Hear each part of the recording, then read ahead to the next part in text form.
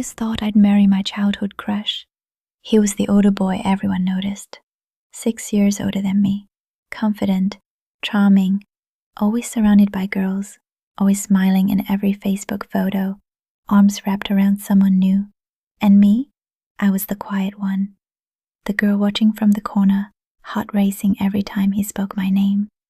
I thought he was perfect.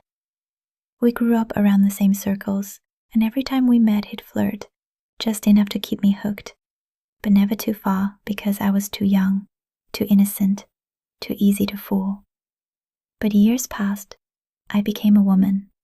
At 23, I felt ready, and there he was again, older now, more polished, with a job he could do remotely, the kind that gave him freedom to travel whenever he wanted.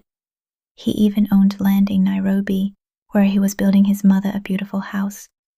That detail alone made my heart melt. He looked like a man who had grown. I was wrong.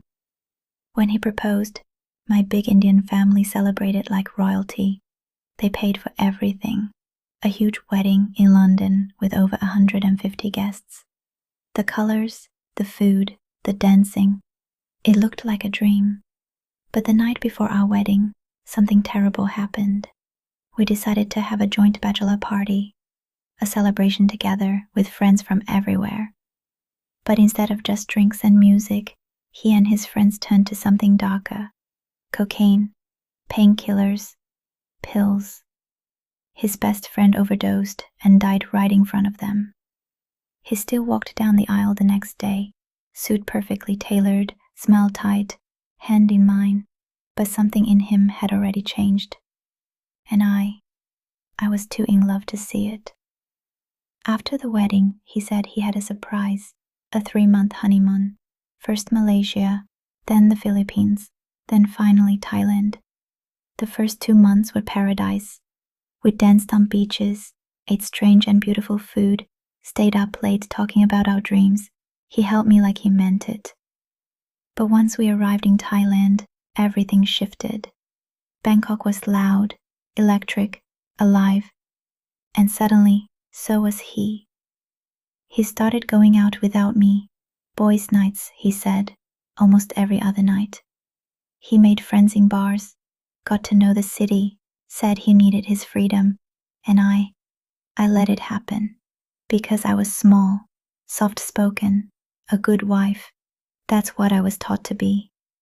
I stayed home while he drifted further away. Until one night, we were invited to dinner at his cousin's condo in Bangkok, and that's when everything fell apart. The night before, he had told me he was going out for a simple boys' night with that same cousin. But during dinner, I noticed the way his cousin looked at him. A little disappointed. Then, as I stood behind him, massaging his neck, I saw a WhatsApp message pop up on his screen from the cousin. Bro, we both know that was for your girl last night. Seriously. I froze. My hand stopped moving. My heart dropped into my stomach. He tried to twist it, of course. Said it was about me. Said he meant the money for me. But the words were too clear, too raw, too familiar. That night while he slept, I took his phone. He didn't even try to hide it. The dating apps was still there. Tinder, Bumble, active, updated. I found messages, dozens of them, photos of women, hotel addresses, screenshots, DMs. He was seeing someone new every 2 to 3 days. He extended our visa to stay longer in Thailand, and now I understood why. He was addicted, not just to sex, but to power, control, lies. And when I finally confronted him, thinking maybe, just maybe, he'd admit the truth, he hit me, slapped me hard across my face, and I knew this was the end. I called my parents in London, told them everything.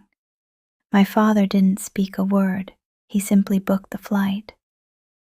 My mother cried the entire way to Phuket. They came all the way to Thailand to bring me home. No more explanations, no more pretending. I left, and I'm grateful. Grateful I didn't get pregnant. Grateful I didn't stay one day longer. Grateful I saw the truth before it stole more of me. Because love, when it's twisted, doesn't feel like love. It feels like silence. It feels like shrinking. It feels like waiting up all night, hoping this time he'll come home clean. And here's what I've learned. If your partner is out every second or third night in Bangkok with the boys, you're not crazy for wondering. You're not paranoid for checking. You already know. Red flags don't scream, they whisper. In every excuse, in every late night, in every missing piece of the puzzle that doesn't quite fit.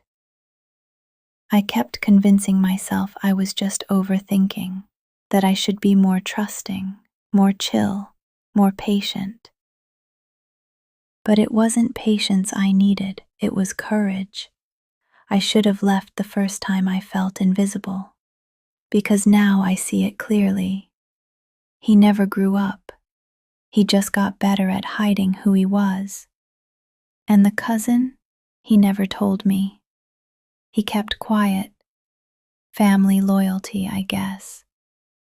Even when loyalty meant protecting a liar. But maybe the most painful part is knowing that the man I loved was never really mine. He belonged to the attention, to the streets, to the girls who didn't ask questions. Last I heard, he's back in Nairobi, living with his mother. Bald now, lost all his thick, curly hair. Maybe karma caught up with him, or maybe life just got tired. If this story moved you, please follow and subscribe to my channel. There's more where this came from. Like, share, comment. And if you haven't seen part 1 and 2 of this story, click the link below. Stay strong and don't ignore the red flags. In a city of secrets, some hearts are sold, some are stolen, and some are shattered beyond repair. But every story leaves a mark, and here on Twisted Love Tales, we tell them all. Stories they won't post on Instagram. Stories that don't end with a fairy tale kiss. Stories that feel too real to forget. If this one touched you, subscribe, share it, and come back for more. Because in Bangkok, love always comes at a cost.